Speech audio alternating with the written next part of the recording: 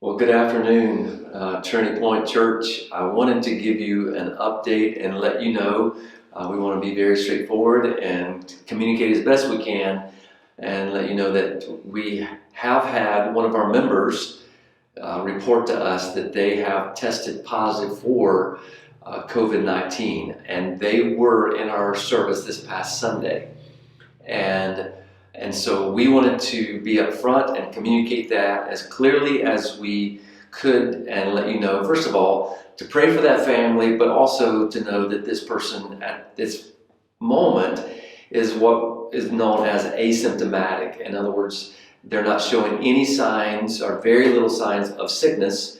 And the reason why they were tested is because in their workplace, there were some cases that popped up, and as I understand, was mandated by their company to be tested. And so, again, we don't know exactly where this was picked up, but we do appreciate this member communicating that to us. Now, you say, what is our plan from here as far as a church? First of all, is to communicate that to you and to let you know continually if you ever feel any kind of sickness or any kind of signs that COVID shows, that we encourage you to be tested, and then also that you would self-quarantine. Also, it's encouraging to know that already this person and their family has chosen to self-quarantine for at least 14 days. And so that has taken place. The other thing that I would want you to know is that if you are a caretaker of someone who is potentially vulnerable, more vulnerable, especially at risk, then we would encourage you to stay home. And we will be doing our services online at the 11 o'clock hour. We will continue to be open at the 9:30 and 11 o'clock service if you choose to come.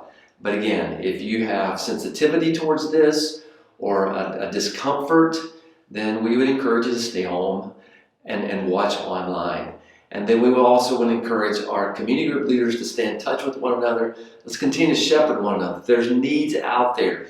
My biggest concern, even before this news, is that there are folks that become disconnected from each other, even through relationship.